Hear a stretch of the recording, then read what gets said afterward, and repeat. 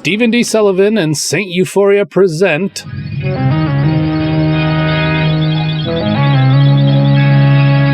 Atomic Tales! Stories of science, mystery, and excitement. This episode features the latest adventure in our fantastic original series, Strange Invaders.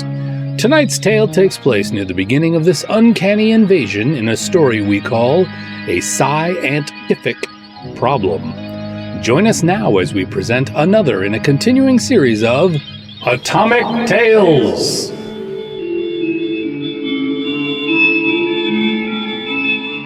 Cube square law be damned. I was staring down the mandibles of a 15-foot-long ant, and in no mood to argue about science.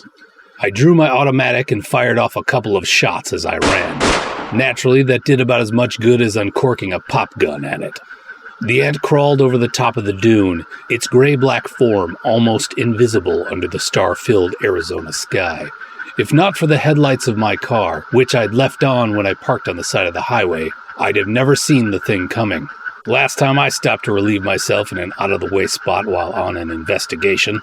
Remembering a movie I'd seen as a kid, I aimed my next shots at the beast's antenna and managed to hit one of the vulnerable areas in between the joints. I'd say it was a lucky strike, but 3 years in the service and 5 in the Bureau had more to do with it than random chance. I may not be much of a scientist, but I do know how to shoot a gun. Disabling one antenna confused the beast, and it seemed to lose track of me for a moment. That gave me the precious time I needed to sprint for the car. The bug regained its senses and honed in once more, scenting me in the air, or seeing me with its huge compound eyes. I don't know which, and I didn't really care.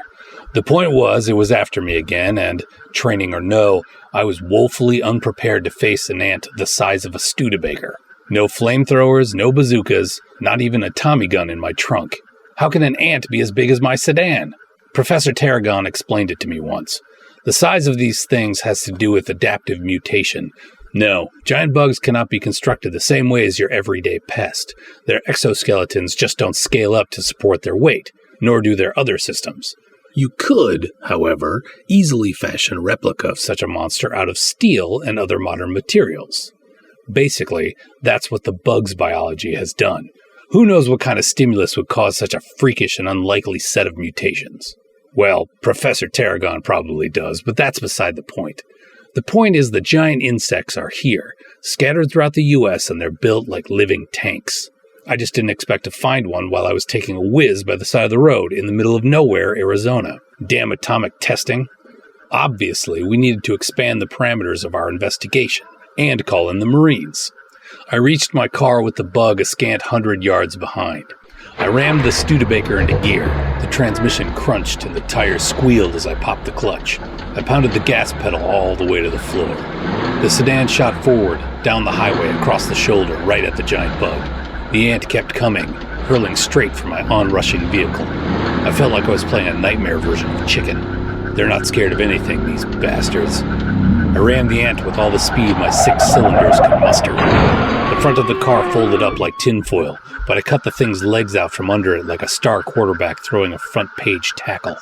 Armored or no, the ant's legs were still its weak spot. The bug crumpled, spraying acrid-smelling vital fluids into the air. Half of the monster fell atop the sedan. The thing's head cracked open from the impact, but its carcass still crushed the Studebaker's passenger side roof almost to the top of the front bench seat. I'd like to think that I avoided being killed because of good aim and fast reflexes, but mostly it was sheer luck and solid construction by the automaker's South Bend assembly line. Thanks, Studebaker. They don't call this model Champion for nothing. The ant's huge jaws kept snapping, looking for prey, for a full 5 minutes after it died. Those were long, anxious moments, let me tell you. The car's passenger compartment had crumpled around me but left me intact. I could even open the driver's side door to get out, if I'd wanted to. As it was, I thought it the better part of valor to stay in the sedan and call for reinforcements. I had a hell of a time reaching the two-way radio, though. It was located on the passenger side. Took me at least 15 minutes to dig out the handset. Fortunately, the electronics survived the crash. One ant down, one problem licked. God only knew how many more out there waiting to plague me, the Bureau, and the rest of the world. For all I knew, there were more of them lurking in the desert hills, watching me at that very moment. That's what we in the Bureau call job security. So I sat in the remains of the car and waited for backup. I also waited to finish taking that whiz. At least, now I had plenty of time to zip up.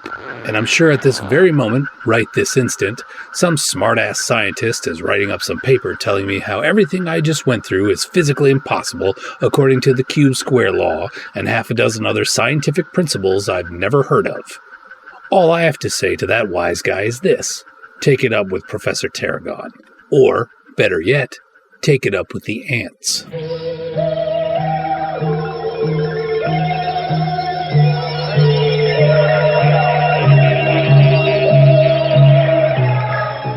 This has been an original story of Strange Invaders, part of our ongoing series of Atomic Tales, brought to you by St. Euphoria Productions.